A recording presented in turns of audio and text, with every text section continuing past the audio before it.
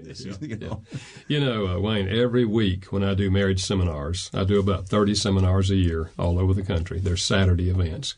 Every Saturday, I have half a dozen people come by and say to me things like, we were that close to divorce. Somebody gave us your book. We read it. It made sense. We tried it. It turned our marriage around. What have you got to lose, right? Absolutely, And so, yes, and the book is just filled with these kind of stories, of course. But every week I hear that. And to me, it's so encouraging because it says to me that the book is continuing to speak to people. People are still discovering this book. After 16 years, they're just now discovering it. And that's new to them.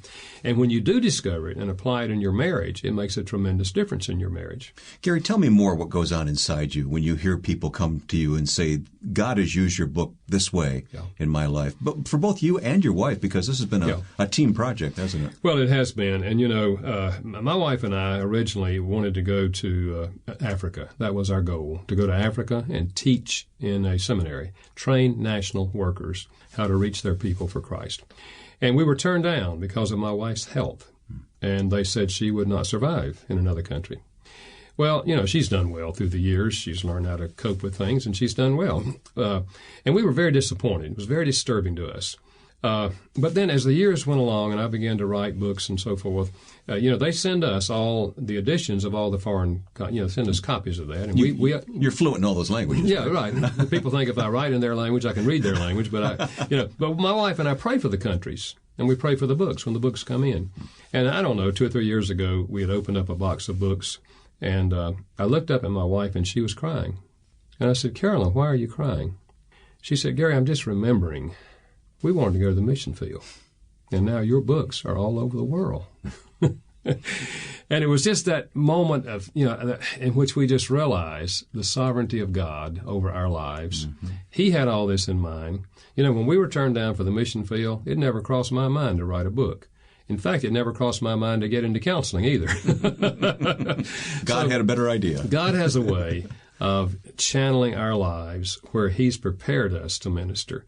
When I went to college, I never thought about going into counseling. In fact, when I was in graduate school and seminary working on my PhD, they didn't even have a PhD in counseling in seminary. They didn't have a master's degree in counseling in seminaries.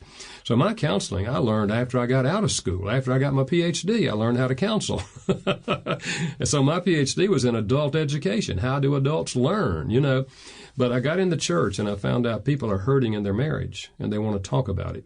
And so I read everything I could and learned everything I could, and all of my counseling, came out of the foxhole. Mm-hmm, mm-hmm.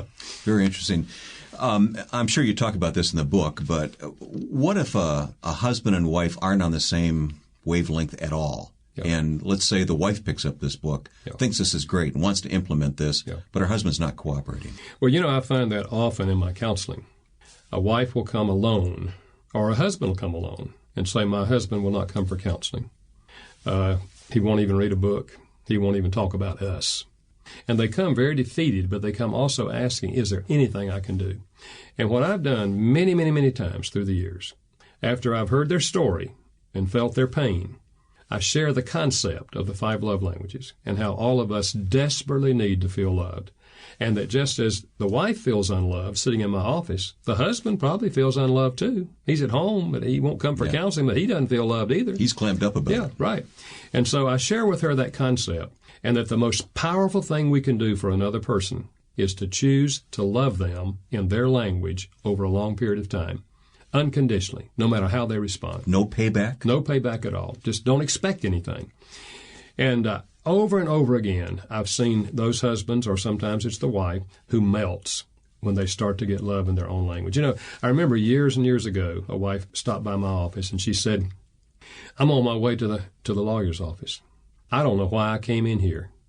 I know I've heard about you. I knew this was where you worked, and I just came in to see if you'd happen to be free. And I just want to say, I don't know why I came here. And then she poured out her story of a husband who basically had neglected her for 20 years.